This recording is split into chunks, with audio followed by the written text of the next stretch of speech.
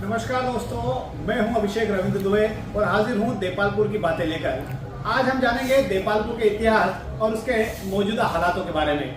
मध्य प्रदेश की कुल 230 विधानसभा सीटों में से एक है देपालपुर। इस विधानसभा में इंदौर संसदीय क्षेत्र की 8 विधानसभाएं भी है और 211 गांव शामिल है, जो गांवों की संख्या से सबसे अधिक कहे जा सकते हैं।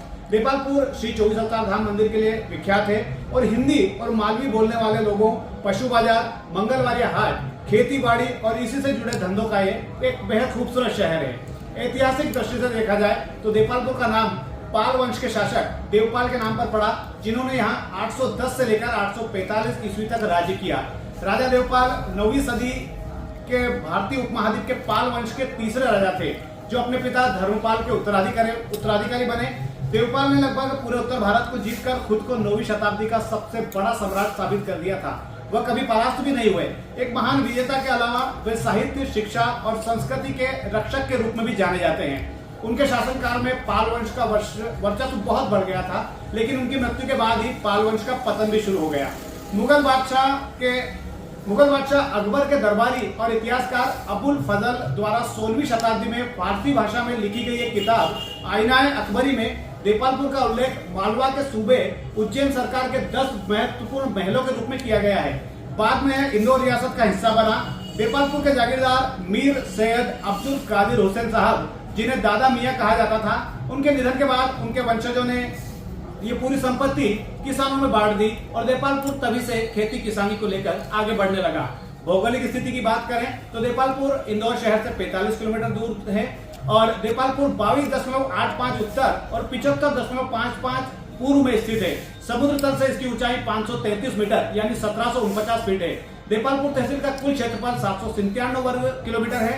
यहाँ की जमीनें बहुत उपजाऊ है, जो गेहूं, सोयाबीन, चना, आलू, प्याज, लहसुन और सब्जियों की बम्पर पैदावार के लिए प्रसिद्ध है। राजनीतिक और प्रशासनिक दृष्टि से अगर देखा जाए तो देपालपुर एक ग्रामीण विधानसभा है। चुनावी आंकड़ों की अगर बात करें, चुनाव आयोग से प्राप्त आंकड़ों की अगर बात करें तो 4,30,000 लोग यहाँ पर बसते हैं, जिनमें 2.5 लाख मतदाता हैं। इनमें से 1.25 लाख महिलाएं और लगभग 1,29,000 पुरुष मतदाता हैं। इनमें सर्वाधिक कलोता समाज के 72,000 वोटर हैं। इसके अलावा यहाँ खाती समाज और मुस्लिम समाज के साथ अन्य लोग भी बड़ी संख्या में निवास करते हैं। देपालपुर विधानसभा सीट पर भाजपा और कांग्रेस की कड़ी टक्कर रहती है और लगभग हर बार यहाँ की जनता अपना विधायक बदलती रही है। देपालपुर के प्रमुख स्थानों या प्रसिद्ध स्थानों की अगर बात की जाए तो सबसे पहला नंबर आता है 24 अवतार मंदिर का। इसके अलावा समीपस्थ गौतमपुरा में यहाँ दिवाली के दूसरे दिन आयोजित हिंगोट युद्ध, गौतम आश्रम देश भर में प्रसिद्ध है। बदरखा का प्राचीन शिव मंदिर, बनेड़िया का दिगंबर जैन मंदिर, परमान कालीन लगभग 1000 साल पुराना जबरेश्वर महामंदिर और जबरेश्वर महादेव मंदिर, कनवासा में ज्ञानी जी की गौशाला, यशवंत सागर, बनेड़िया का बड़ा तालाब देपालपुर के सबसे बड़े आकर्षणों में शामिल है। यह तालाब प्रदेश के सबसे बड़े तालाबों में भी शामिल किए गए हैं। कुल मिलाकर एक छोटे शहर या कस्बे के रूप में देपालपुर में कला, खेल, खेती, स्वास्थ्य, व्यापार के नजरिए से कई संभावना है। लेकिन पिछले कुछ दशकों में देखें तो बदलते परिदृश्य में फिलहाल देपालपुर कई मायनों में दुनिया की दौड़ से जरा पीछे नजर आता है। हालांकि समय के साथ देपालपुर भी बदल रहा है और लेकिन आज भी अपनी परंपराओं, रीति रिवाजों, ग्रामीण संस्कृति की विरासत लिए ये शहर मस्त मोलापन, बेफिक्री, जिंदादिली, तेकू मेकू वाली हिंदी मीठी और थके मके वाली चटाकेदार मालवी और क्रिकेट प्रेमियों के गढ़ के रूप में अपनी पहचान बना चुका है।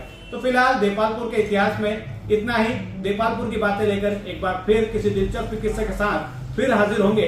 तब तक के लिए दीजिए अलविदा। अगर वीडियो अच्छा लग रहा हो तो उसे सब्सक्राइब करें, लाइक करें और कमेंट करते रहें। और आपके सुझाव हमेशा चैनल के लिए आमंत्रित है। आपको यदि लगता है कि आपके पास कोई ऐसी कहानी है जो यहाँ पर होनी चाहिए और उस पर वीडियो बनना चाहिए तो जरूर कमेंट करें। जय हिंद, जय श्री राम।